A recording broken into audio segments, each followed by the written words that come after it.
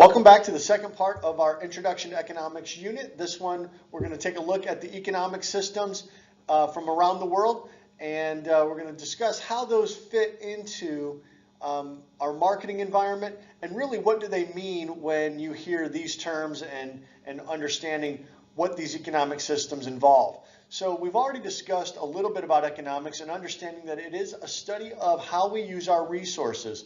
So when you guys were creating your islands, you all had to make decisions for your island, and that's what economics looks at, is what decisions do we have to make with the resources that we have available. Well, they basically have three questions that they have to answer. What are we going to produce? How are we going to produce it? And for whom are we going to produce these goods? And that's, again, the same decisions that you guys were making on your island and trying to understand how these resources would be divided up. How are they going to be allocated for all of the people and for all of the good of the people on the island, and basically getting to survival. Now, there's a couple of ways to look at this. One of the ways is that the government can control that decision-making process. And there are two different types of economic system where the government steps in and says, hey, we want to control what's going on with the resources because they're too valuable to put into the hands of the people. And that's going to be communism and socialism. And we'll talk more about these as the presentation goes on here. The second type of answering the question allows the people to answer those questions. And when we put this decision in the hands of the people, we're really looking at an economic system that we would call free enterprise or capitalism. So those are the three economic systems that we're going to take a look at a little bit more closely as this presentation goes on.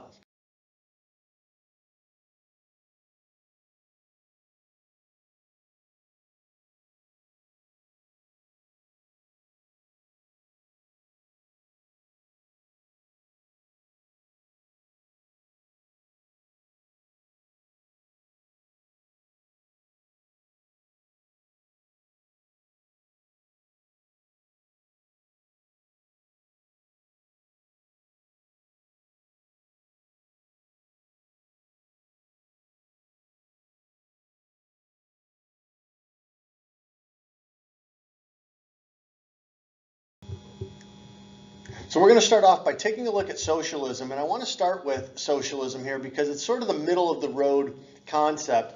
It's right in between what we would call communism and free enterprise, and so this is a good starting point because it's going to let us branch off from here. Now, when we talk about socialism, essentially what happens here is the government owns the key resources.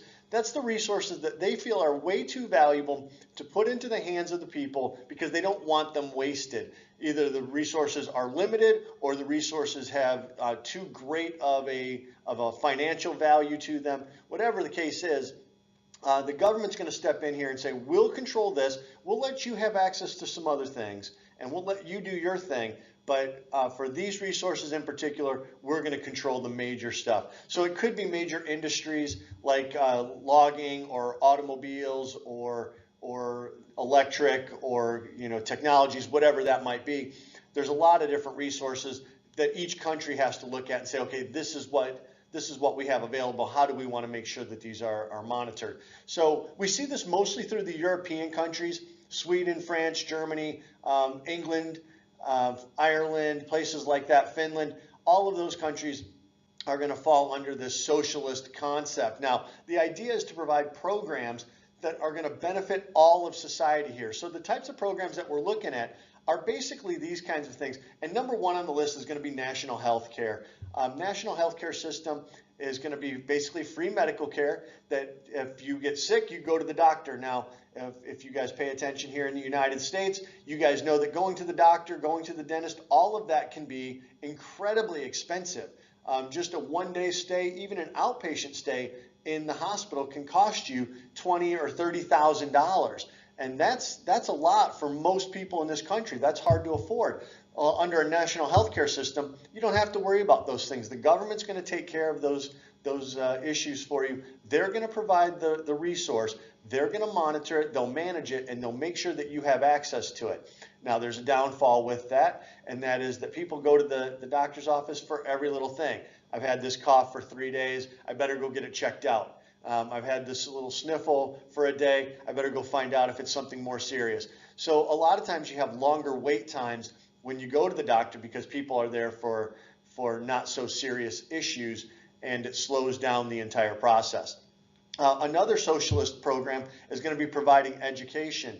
And they're going to look at providing education from the time the children are very young, what we would call pre-K, all the way up through certainly high school, and in many cases through the university or college system. They're going to provide that education for you. You get to go completely free. The government's going to pay for you to be educated and to be trained in those things that you would like to do, or those things that they need you to do for the country. So that's an important part of the socialist concept. Other things that they provide in a lot of socialist countries are maternity leave. In the United States, we provide 6 weeks of maternity leave, and what that means is that the employer has to just hold your job for you.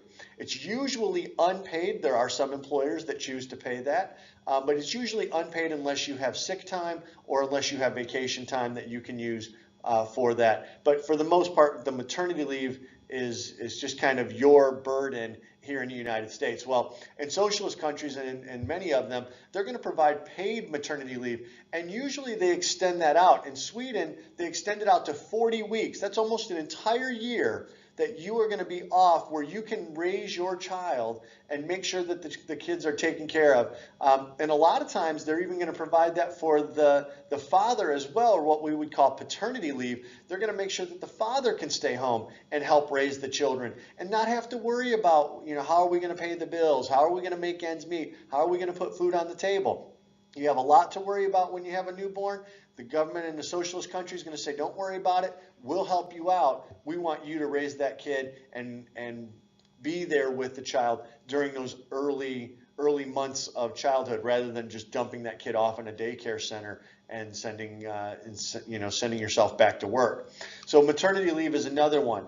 Under socialism, a big part of the responsibility that the government has is to create jobs for the people and make sure that everyone has the ability to do their part for the good of society. So let's continue to look at this a little bit more. Now, in order to provide all of these programs, there's a cost, and that cost is high taxes.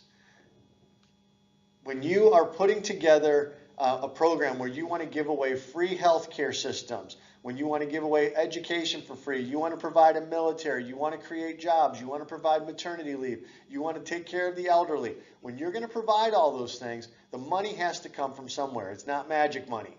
So you have to find a way to take care of that, and the way that they do it is they tax their citizens a very large percentage of their income. In many cases, we're talking 60 to 75% of their income is going to go to taxes just so they can provide these things. Now, I think in their theory is that you're going to spend the money one way or another.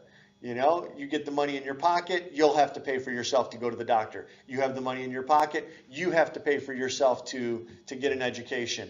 So they're just saying, hey, we'll do it for you, but this is where you have to pay us. You pay us more, and we'll take care of all the little details that you don't need to worry about anymore. We'll take care of all that stuff. So they're gonna monitor that. Now, also because they control the resources, they are able to control the wages and prices of products as well, because they're the ones that are going to be doing the hiring, they're going to be doing the manufacturing, and they're going to be putting the products out there. That doesn't mean that they can control it for all of the products. It's mostly the resources that are in their control or their power. But socialism does allow for individuals to run their own business and to provide services for the people. And for that, you can set your own prices. You can put out the information that you want, and you can charge what you need to make sure that you are taken care of as well. So this is, again, mostly for the resources that they control as a government, and there will be some other regulations along the way, but for the most part, this is where they're looking to control the wages and prices. Now, in the United States, do we have examples of socialism? Absolutely. And this was a big part of this election year. If you were watching the Democratic side of the elections with Bernie Sanders and Hillary going head to head, Bernie Sanders was running on essentially a very socialist platform. Was very much in favor of providing the free health care, was very much in favor of providing free education for everyone. And that plan was going to take tax dollars. And that was a big part of why there was some controversy, I guess, if you will, in this election process. Is there's a large percentage of people who don't want to pay for those social programs. Now, obviously, the big social programs that are currently in place are going to be programs like welfare. One of the hot button topics, that's not one that is usually very popular to talk about, because essentially welfare is getting money from the taxpayers for doing nothing. And the more children you have, the more welfare you get. And so there are, on occasion, abuses of the program, and there's always going to be that, no matter what the system is. But that's what people don't want. They don't want to expand a program that's being abused and taken advantage of. So welfare is always a tough topic to have a conversation with people, because there are such strong feelings on both sides of that particular topic. Social Security is a social program, but very few people will argue that this is a program that needs to be done away with. It's not like welfare, where there's people on both sides saying, well, you know what, we need to get this done. And, no, we don't, we need to get rid of it. Social Security is how we take care of our retired people. Once you hit retirement age, for you guys, it'll probably be, I think, 72 years old. When you hit that age, you'll be able to apply for Social Security, and then the government's going to send you a check every month to kind of help you pay your bills. It's not a lot of money, not by any stretch. It is not a lot, but it does help out with some of the little things there, and that's why we have it. Now, the reason that you don't see much argument against Social Security is because the people who are collecting on it paid into it their entire working lives. So they earned that money. They deserve that money, because they had had it taken out of their paycheck for so many years that they deserve to get it back. There was a point where President Bush was looking at getting rid of the Social Security tax and putting it back in the hands of the people who earned it, and then telling those people, you can set up your own retirement fund, but when you get to retirement age, the government's not going to help you out. You need to plan correctly. And they were going to put a lot of these measures in place. Of course, that did not pass, and so we still have a Social Security system, and we'll hope that it doesn't run out anytime soon, but it is there's always that possibility, because there's not as many people paying in as there are collecting on it right now, because we are living longer, and we don't have as many children. The people who are collecting on it right now are from the baby boomer generation. There were so many of them that were paying in and are now getting to retirement age that we're now not putting out enough children into the workplace to offset that, and certainly not living longer than we're currently living. To be honest with you, the original plan for Social Security was put in place where you could collect at the age of 55 when you retired, but the average life expectancy during that time was 52 years old. So it was a plan that they put in place that they would tax you on, and then eventually you would never collect on it, because you would have died before you could get to that point. So now we don't have that. People are living into their 90s and really getting a lot out of life, and so they're collecting on that longer. Along with Social Security, Medicare is another program, again, for the elderly. They start collecting, or they start being able to apply for Medicare when they retire, and then they can use those benefits going to the doctor. It's not great health insurance, but it does help out with a lot of the costs there. So we see a lot of those things as far as socialism here in the United States. A couple of years ago, President Obama pushed through what many called Obamacare, because that was I guess the negative term for it. It's actually called the Patient Protection and Affordable Care Act, where everyone in the United States has to be on insurance. and the government provided insurance. Now, it's not free insurance. It's not like you get to, apply for this and you get to go to the doctors whenever you feel like and never have to pay a dime. It is a paid program. It's just paid based on your ability to pay. Your income level determines whether or not you have to pay this amount or whether you have to pay this amount. So there was money going back into the system, and it did change a lot. It's a program that did cause a lot of changes in the medical industry, some good, some not so good, but it is a socialist program here in the United States. We also saw our government buy out GM in a big bailout several years ago, where the corporation GM was struggling because of some decisions that they made. They made poor automobile decisions. They were making the Hummer, which was an expensive car that essentially got about 8 miles to the gallon, and then when we hit an area of inflation where prices started to go up, and gas prices in particular were reaching $4 a gallon. People were looking at their Hummer going, why in the world am I driving this thing around? It cost me $100 to fill up my tank, and I can drive it for 3 days, and then I got to fill it up again. It just really wasn't the most economic vehicle or most efficient vehicle. And so GM was really struggling there, and they were about to go out of business, and the government came through and said, okay, here's what we're going to do. And they put a lot of money into GM, became essentially owners in the corporation through the use of stock, and they started to shut down certain divisions of GM. They started making decisions as to how to run the company, and that decision was, 1, cut the Hummer line, and 2, cut Saturn as a decision in part of their ownership of that.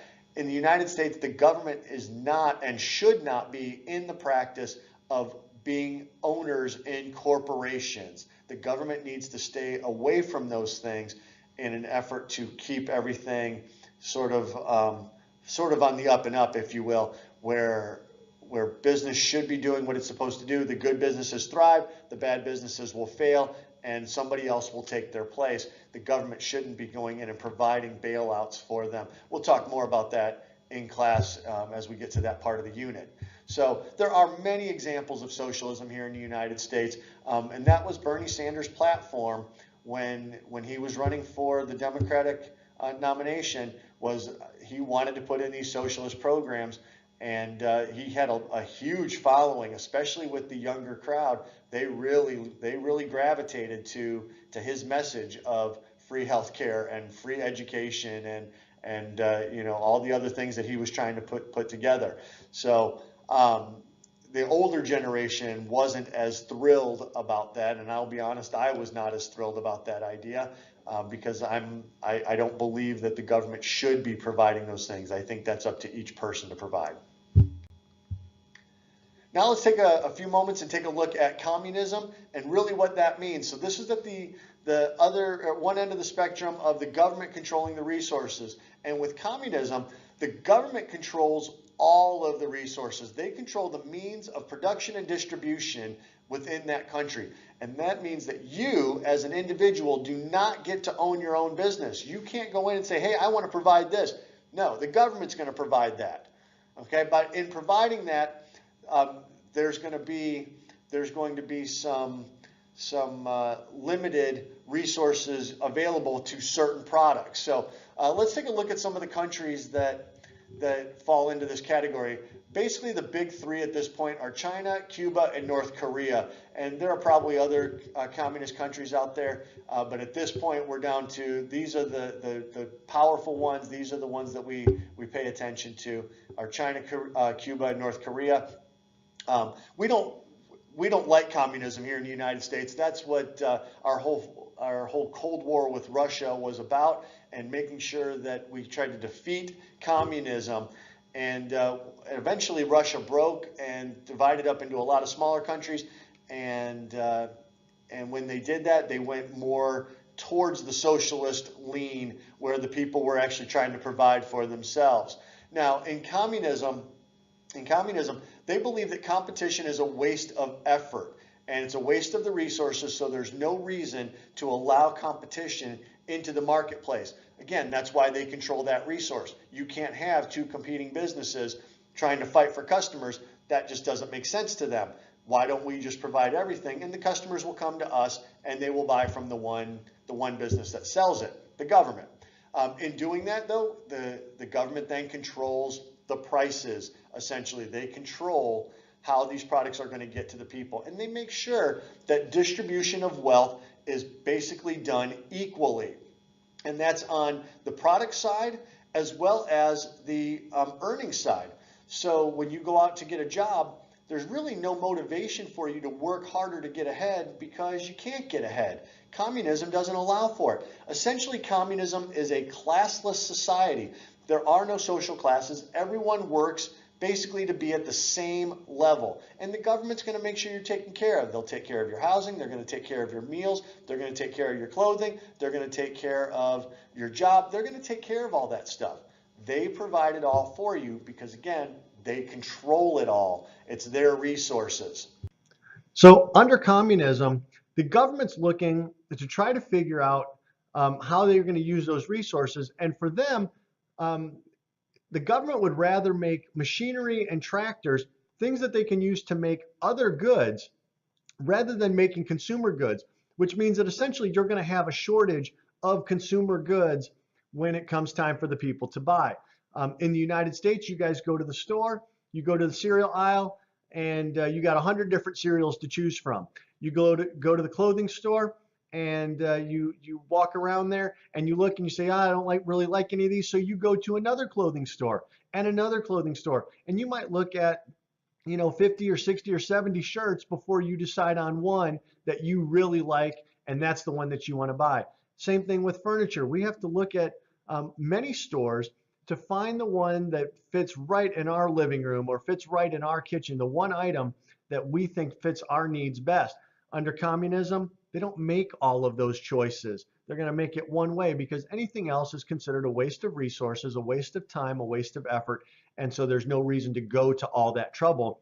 Let's just make everything one way. Let's make it fast. Let's get it out there, and let's make sure that the people have access to it. And then once it's gone, it's gone. So you do have a shortage of a lot of the consumer goods as well, and the products that the customers just can't get again. So you have to keep that in mind as well under a communist society. Now, communism is what we would refer to as a planned economy. Because the distribution of wealth is equal, everything has to be planned for and accounted for. So in these cases, the government's going to control the resources and say, okay, you can have this many kids because we've only got this many resources available to you. And you can have this much, available to you for this, and you get this much available to you for this. So when you look at a country like China where they actually limit the number of children that you can have, and I think right now it's still at one, that's part of keeping that plan in place. You can't have overpopulation because you'll run out of resources. So they've got to plan and account for every single person in the country to get the resources available to them, and make sure that everybody gets the same, because it's all about equality. It's all about that equal distribution and making sure that we're all on the same level. Nobody's higher, nobody's lower. We're all in that same social class.